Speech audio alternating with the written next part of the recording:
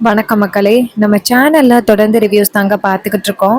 அந்த வகையில் இப்போ நம்ம எதை பற்றின ரிவ்யூ பார்க்க போகிறோம் அப்படின்னா, நம்ம கார்த்திக் கதையில் February 13 என்ன நடக்க போகுது அப்படிங்கிறத பற்றி தான் இந்த வீடியோவில் பார்க்க போகிறோம். ஸோ மறக்காமல் இந்த வீடியோக்கு ஒரு லைக் பண்ணிக்கோங்க.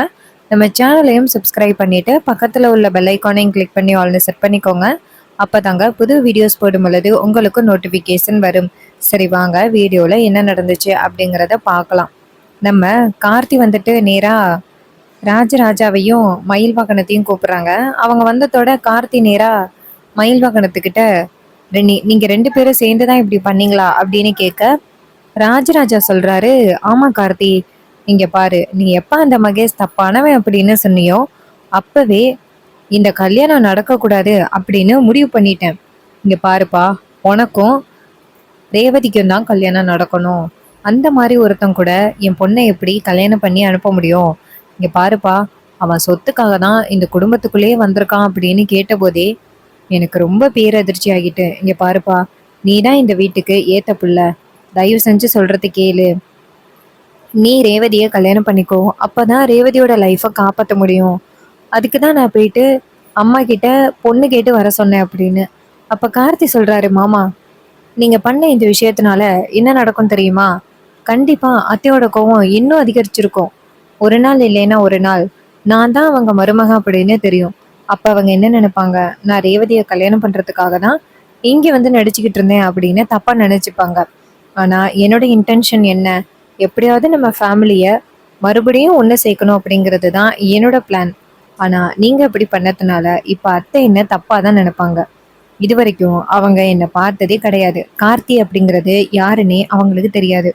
ஒருவேளை அவங்களுக்கு நான் தான் கார்த்தி அப்படின்னு தெரிஞ்சிச்சுன்னா என் மேல உள்ள அபிப்பிராயமே அப்படியே மாறி போயிடும். அவங்களுக்கு கார்த்தி யாருன்னே தெரியாம ரொம்ப கோவத்துல இருப்பாங்க. அது உங்களுக்கு தெரியுமா அப்படின்னு. இதை கேட்டதோட ராஜராஜா சொல்றாரு, மாப்பிள, இதை பத்தியெல்லாம் நான் யோசனை பண்ணி பார்க்கல மாப்பிள. எனக்கு ரேவதியோட வாழ்க்கை மட்டும்தான் முக்கியமா இருந்துச்சு அப்படின்னு. கார்த்தி சொல்றாரு, இங்க பாருங்க மாமா, உங்க பொண்ணோட வாழ்க்கையை நான் எப்படி விடுவேன்? இங்க பாருங்க, அந்த மகேஷும் மாயாவும் எப்படிப்பட்டவங்க அப்படிங்கிறத சீக்கிரம் நான் சாமுண்டீஸ்வரி மேடத்துக்கிட்ட ப்ரூவ் பண்ணி அவங்க 2 பேரையும் போலீஸ்ல பிடிச்சு கொடுப்பேன். அது வரைக்கும் நீங்க கொஞ்சம் பொறுமையா இருங்க. இப்போதைக்கு நம்ம கிட்ட ஒரு ஸ்ட்ராங்கான ஆதாரம் வேணும். அதுதான் அந்த மல்லிகா டாக்டர். நான் காலையில போயிட்டு அவங்கள பார்த்துட்டு வந்தேன். அவங்க கண்ணுல வந்து இப்போதைக்கு ஆப்ரேஷன் பண்ணியிருக்காங்கல்ல, 2 டேஸ்ல கட்டு பிரிச்சிருவாங்களாம். ஸோ அதனால இனிமே எந்தவித பயமும் இல்லை. 2 நாளையில நான் மல்லிகா மேடத்தை கூட்டிட்டு வந்துட்டு மாயாவும் மகேஷும் எப்படிப்பட்டவங்க அப்படிங்கிறத சாமுண்டீஸ்வரி மேடத்துக்கிட்ட நிரூபிச்சிருவேன். கல்யாணம் நின்று போயிடும். அதுக்கப்புறம் சாமுண்டீஸ்வரி மேடம் ரேவதியோட கல்யாணம் நடந்தா தானே கொண்டு போய் காமிப்பேன்னு சொன்னாங்க. ஆனால் அதுக்கு முன்னாடியே கோவில் கும்பாபிஷேகத்துக்கு குடும்பத்தோட போகலாம் அப்படின்னு. இதை கேட்டதோட ராஜராஜா சொல்றாரு, கார்த்தி, என்னை மன்னிச்சிருப்பா, உன்னோட பிளான் எதுன்னே தெரியாம நாங்கள் இப்படி பண்ணிட்டோம் அப்படின்னு. கார்த்தி சொல்றாரு, சரி விடுங்க மாமா, இதுக்கப்புறம் இந்த மாதிரி எதுவும் முடிவு பண்ணாதீங்க, இதனால பிரச்சனை தான் ஆகும் அப்படின்னு. இதை கேட்டதோட ராஜராஜாவும் சரிங்க மாப்பிள்ள அப்படின்னு சொல்லிட்டு அந்த இடத்துல இருந்து போறாங்க. மயில் வாகனம் நேரா ராஜராஜாவை பார்த்து, மாமா ஒரு நிமிஷம் அப்படின்னு சொல்ல, ராஜராஜா சொல்றாரு, என்ன மாப்பிள்ள, நம்ம பிளான் இப்படி ஆகிருச்சு அப்படின்னு. மயில் வாகனம் சொல்றாரு, இங்க பாருங்க மாமா, மாப்பிள்ள கார்த்திகை அப்படிதான் சொல்லுவாரு, ஆனா அவர் தான் இந்த வீட்டுக்கு ஏத்த மருமகன், அதை ஞாபகம் வச்சுக்கோங்க. அந்த மகேஷ் அந்த மாயா தூக்கி வீசினத்தோட அடுத்ததா ரேவதிக்கு கார்த்தியை தான் கல்யாணம் பண்ணி வைக்கணும், ஞாபகத்துல வச்சுக்கோங்க அப்படின்னு. ராஜராஜா சொல்றாரு, கண்டிப்பா மாப்பிள்ள, நான் எப்படி மறப்பேன்? கார்த்தி தான் இந்த வீட்டோட மருமகன். ஏன் பொண்டாட்டி சாமுண்டீஸ்வரி என்ன சொன்னாலும் அவன் தான் இந்த வீட்டோட மருமகன், அதுல மாற்றம் இல்லை அப்படின்னு சொன்னதோட நம்ம கார்த்தியும் நம்ம மயில் வாகனமும், நல்ல வேலை மாமா, எங்க கார்த்தி இப்படி சொன்னதோட நீங்க மனசு மாறிட்டீங்களோ அப்படின்னு நினைச்சேன் அப்படின்னு. இது கேட்டதோட ராஜராஜா சொல்றாரு, கார்த்தி மாதிரி ஒரு மாப்பிள்ளை கிடைச்சதுக்கு நான் ரொம்ப கொடுத்து வச்சிருக்கணும் மாப்பிள்ளை அப்படின்னு. இதை கேட்டதோட மயில் வாகனமும், சரிங்க மாமா, சரி அத்தை இப்ப எந்த நிலைமையில இருக்காங்கன்னு தெரியல அப்படின்னு. ராஜராஜா சொல்றாரு, அவ செம கோவத்துல இருப்பா, அம்மா வந்ததுக்கு நான் தான் காரணம் அப்படின்னு வேற நினைச்சுக்கிட்டு இருந்திருப்பா, அவளை போய் சமாதானப்படுத்தணும் அப்படின்னு சொல்லிட்டு போறாங்க. இன்னொரு பக்கம் நம்ம சாமுண்டீஸ்வரி ரொம்ப கோவத்துல உட்காந்துருக்காங்க. ரேவதி எங்கேருந்து வந்து அவங்க அம்மாவை பார்த்து, அம்மா இங்க பாருங்கம்மா, ஏம்மா இப்படி கோவப்படுறீங்க? பாட்டி ரொம்ப வயசானவங்களா இருக்காங்க, அவங்கள போயிட்டு துப்பாக்கி வச்சு மிரட்டுறீங்க, என்னம்மா இதெல்லாம் அப்படின்னு. அதுக்கு சாமுண்டீஸ்வரி சொல்றாங்க, ரேவதி உனக்கு என்ன நடந்துச்சுன்னு தெரியாது ரேவதி. அவங்க எல்லாருமே சேர்ந்து எனக்கு எவ்வளவு பெரிய அநியாயத்தை பண்ணியிருக்காங்க அப்படிங்கிறது உனக்கு தெரியாம பேசுற. நான் இன்னைக்கு வரைக்கும் இப்படி கஷ்டப்பட்டுக்கிட்டு இருக்கிறேன்னா அவ தான் காரணமே. அன்னைக்கு மட்டும் அவ அந்த ராஜ சேதுபதி கிட்ட கொஞ்சம் பொறுமையா முடிவெடுங்க அப்படின்னு சொல்லியிருந்தா இவ்வளவு பெரிய பிரச்சனை வந்திருக்குமா? அவளும் சேர்ந்து தானே எங்க அம்மாவுக்கு திருட்டு பட்டம் கட்டுனாங்க.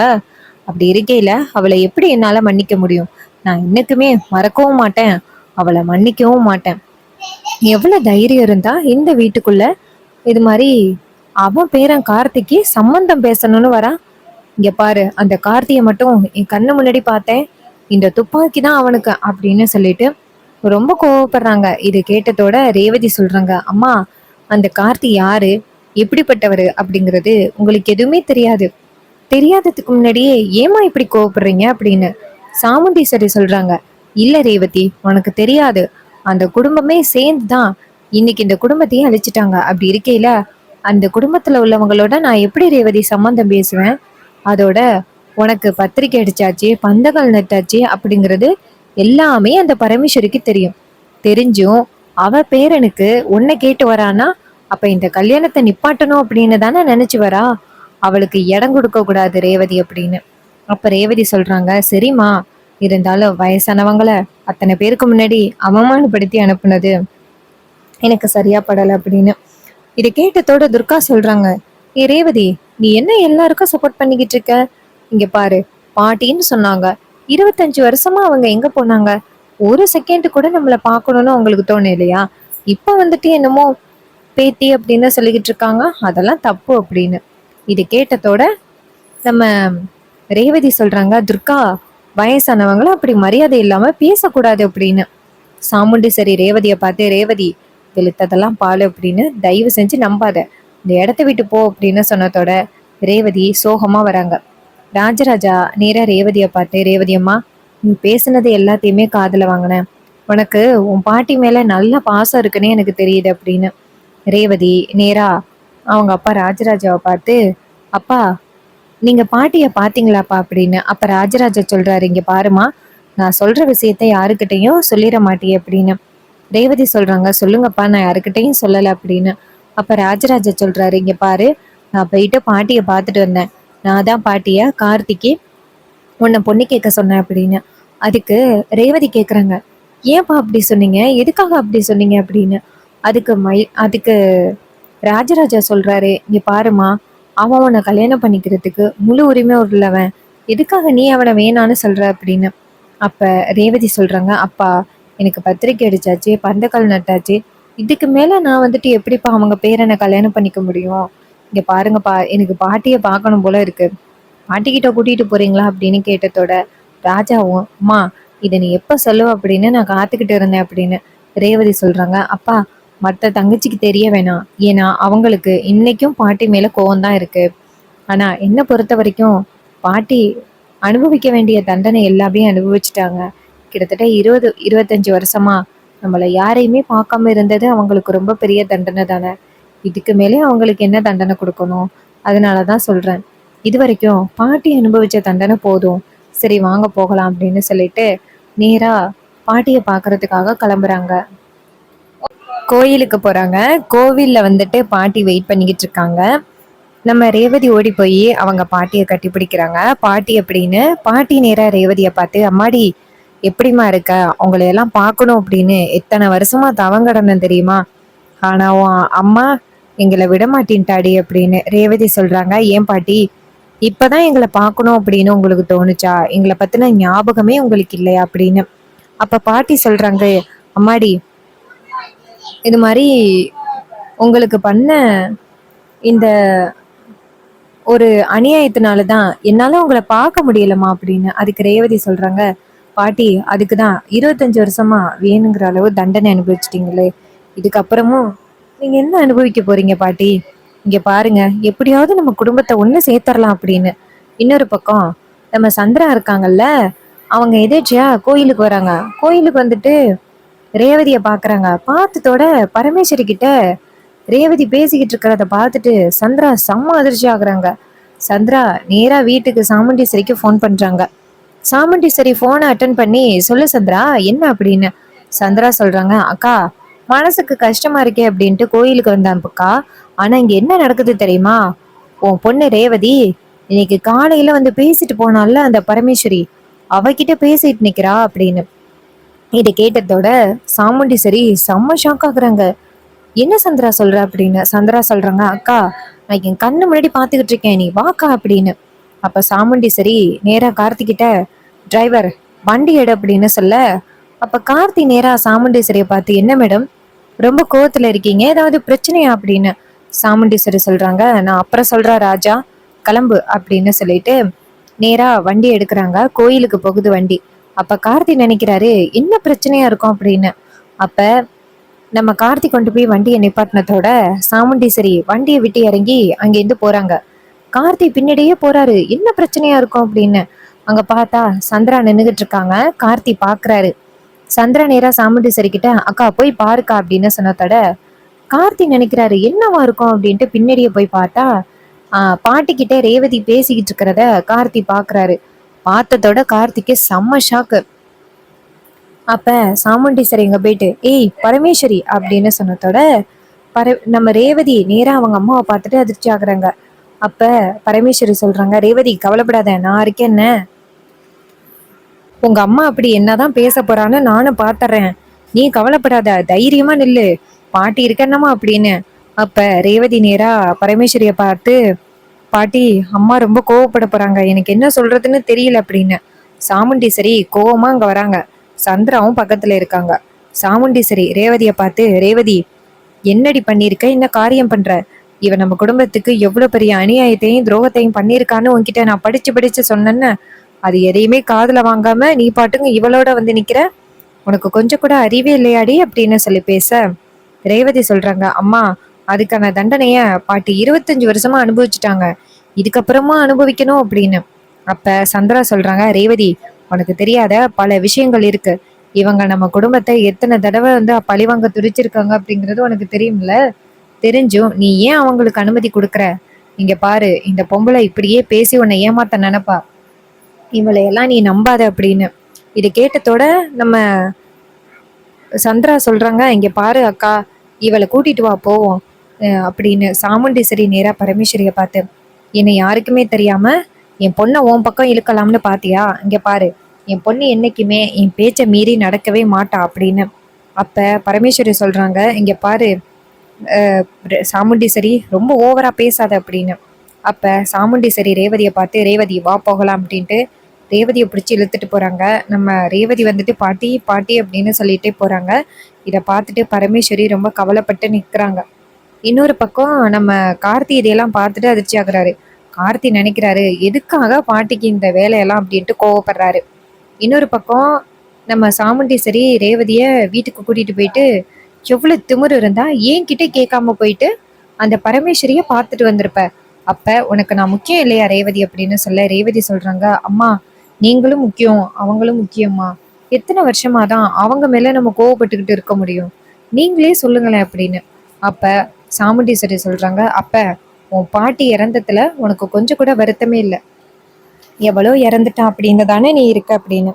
இது கேட்டதோட நம்ம ரேவதி சொல்றாங்க, அம்மா இதையே நீங்க எத்தனை வருஷமா சொல்லிக்கிட்டு இருப்பீங்க, அதுக்குதான் 25 வருஷமா பாட்டி தண்டனை அனுபவிச்சுட்டாங்களே, இதுக்கு மேல என்ன தண்டனை அனுபவிக்கணும்னே நீங்க எதிர்பார்க்குறீங்க, அவங்கள பார்த்தா பாவமா இல்லையாம்மா, அவங்க வயசானவங்கம்மா, ஏமா உங்களை கஷ்டப்படுத்துற அப்படின்னு சொல்ல, சாமுண்டீஸ்வரி சொல்றாங்க, இங்க பாரு இனிமே இந்த வீட்டை விட்டு போகணும்னு நினைச்ச உனக்கு அவ்வளோதான் அப்படின்னு சொல்லிட்டு பேச, சந்திரா நேரா சாமுண்டீஸ்வரியை பார்த்து, அக்கா எனக்கு என்னமோ ரேவதி மேல சந்தேகமா இருக்கு, இவ கண்டிப்பா அந்த பரமேஸ்வரி சொல்ற மாதிரி அவங்க வீட்டு பேரன் கார்த்தியை கல்யாணம் பண்ணிட்டா என்ன பண்றது அப்படின்னு. இதை கேட்டதோட சாமுண்டீஸ்வரி சொல்றாங்க, ரேவதி அப்படி எதுவும் முடிவெடுத்த உன்னை கண்டிப்பா நான் தலை முழிக்கிடுவேன் அப்படின்னு.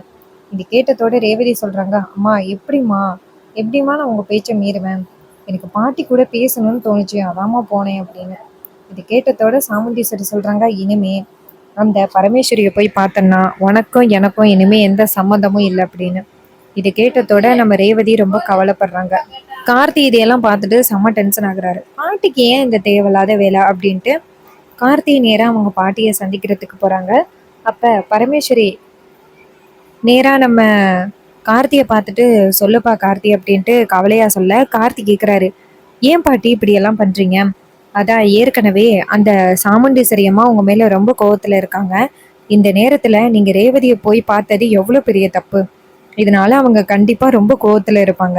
ஏன் பாட்டி இப்படி பண்ணீங்க?" அப்படின்னு கேட்க, பாட்டி சொல்றாங்க, "இங்க பாருப்பா, என் பேத்தி என்ன பார்க்கணும்னு ஆசைப்படுறா.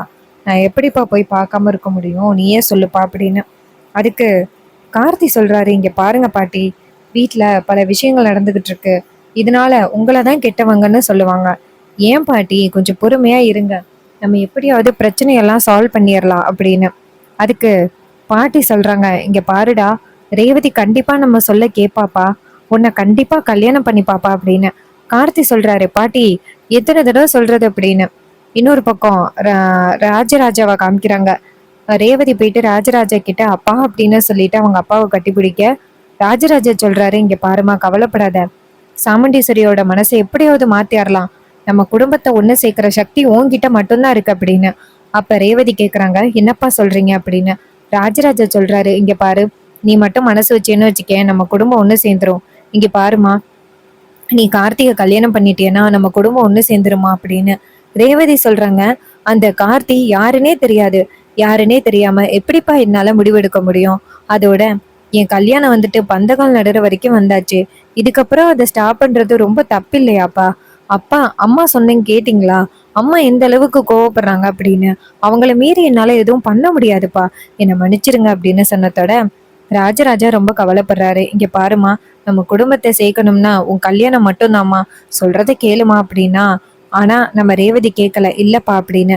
ஏன்னா ரேவதி மகேஷ காதலிக்கிறதா அவங்க மனசுக்குள்ளேயே ஒரு பொய்ய உண்டாக்கி வச்சிருக்காங்க.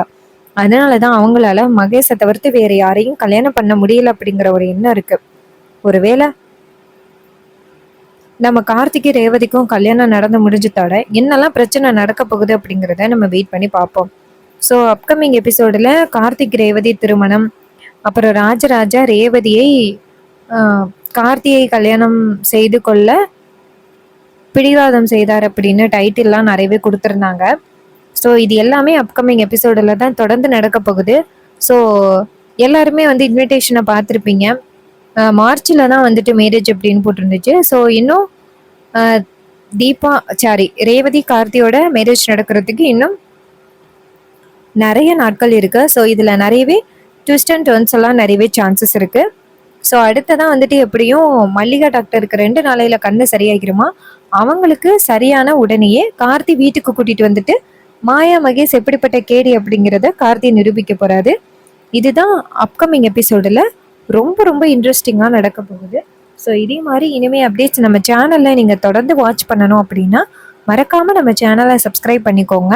தேங்க்யூ ஃபார் வாட்சிங்.